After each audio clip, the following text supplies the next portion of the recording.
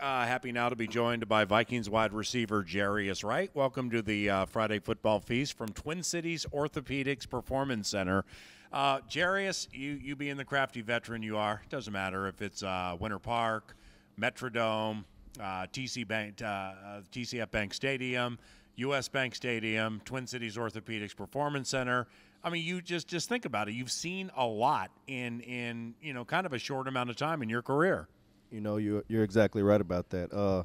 I've been through 3 stadiums and now two facilities. Kind of makes me feel old, even though I'm still a young guy. I know your fondest memory at the College Stadium. What was your fondest in-game memory at Metrodome? The Metrodome would probably be my first catch. From Ponder, right down the field against Detroit. I don't know if it was 55. Wait. You said it was from Ponder. Yeah, it could have been down the field. Down the field, like 8 yards. There's a Christian Ponder accuracy joke in there that I'm going to lay off of because I'm sorry. I it was an arm very strength. Fond of Christian. It was an arm strength joke, really. It was low-hanging fruit. It was. Well, I can say he made me turn to catch the ball, so I didn't get a chance to score. Oh, man. I mean, he's daddy daycare, raising a kid. He's got his wife on TV and everything. He is a good dude. Yeah, he's a fantastic guy. Great guy. For sure. TCF Bank Stadium, let me step on your touchdown call.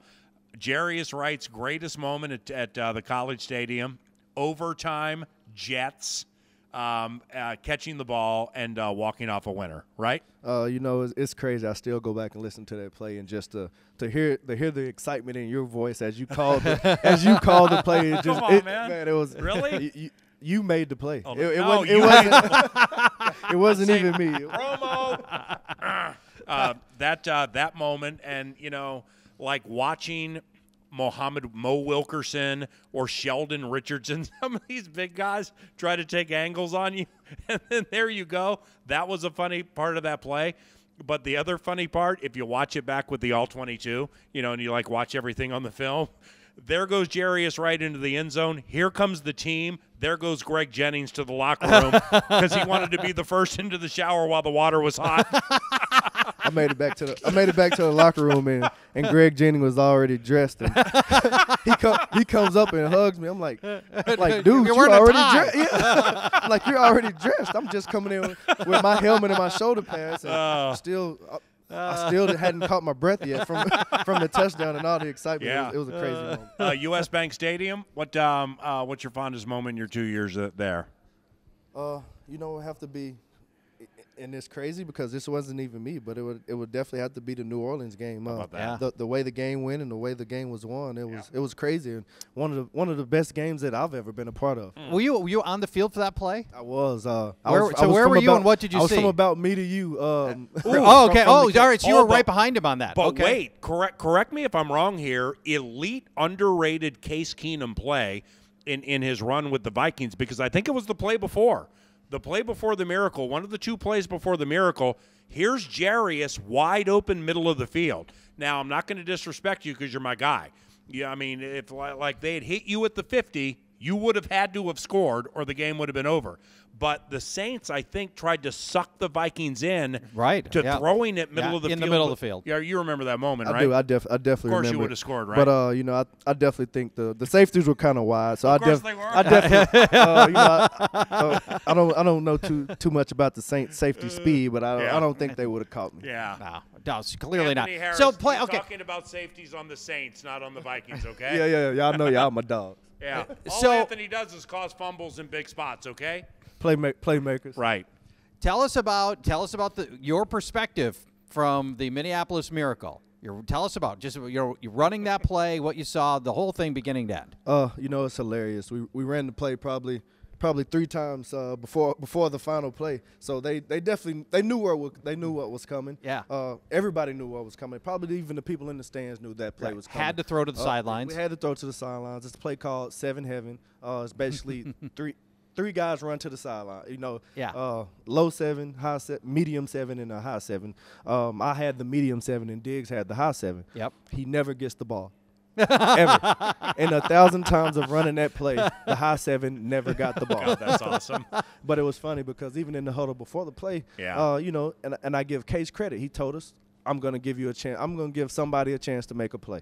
So we knew at that time, you know, somebody's going to have a chance. And, you know, it was just to see guys make the most out of the opportunity. Case giving us a chance, Diggs going up, making a play, and just the celebration after the game. So he makes he comes down with the ball, and there's still a defender that can make this play. There is. And you see that defender whiff. I do. And what's going on? What's going through your mind right then? Are you thinking streak to the end zone? Or are you thinking like a lot of us were like, get out of bounds? Initially with the catch, I was, you know, I was going to run and get him and take him out of bounds. You know, if the guy made contact with him, it was going to be harder for him to get out of bounds. That's right. You were going to help push him out. I was going to help push him out. Yeah. But after I saw the guy whiff, I'm like, go.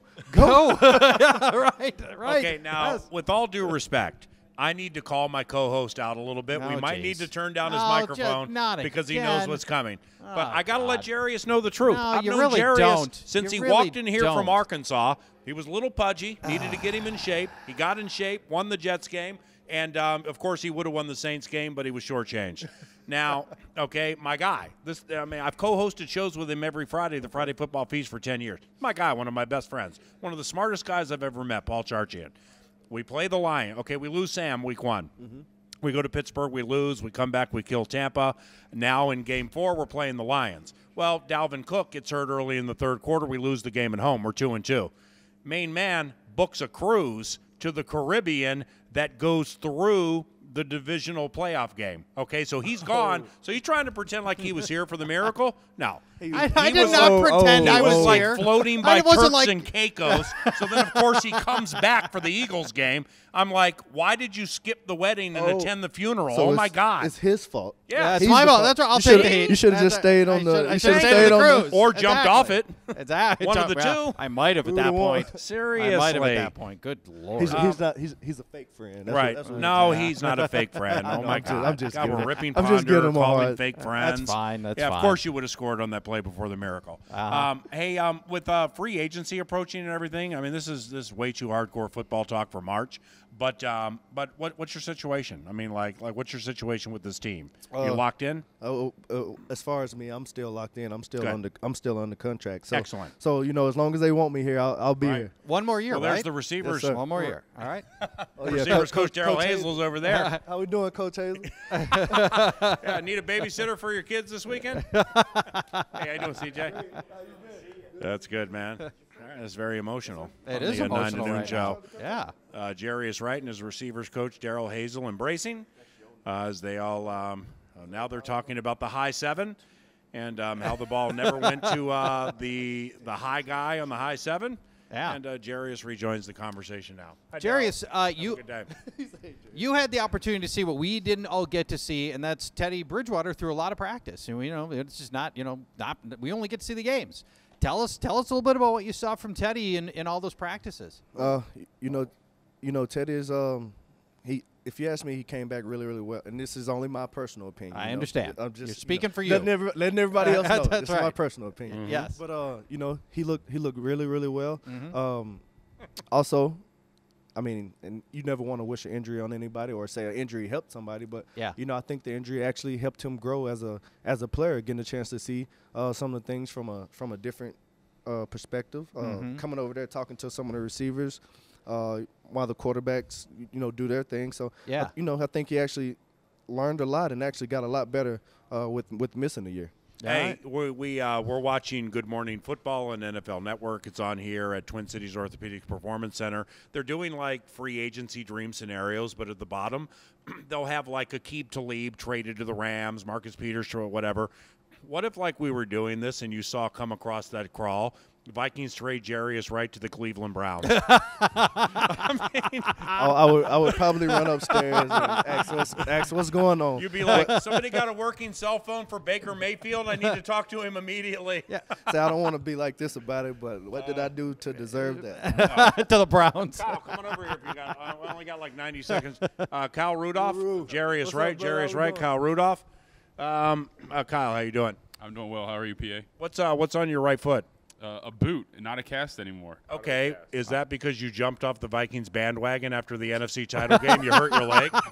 Yeah, that was hurt a long time ago. That put it over the top. That finished it off. All right, we only have 90 seconds, and I have a non-football question for you. Are you ready? Yes.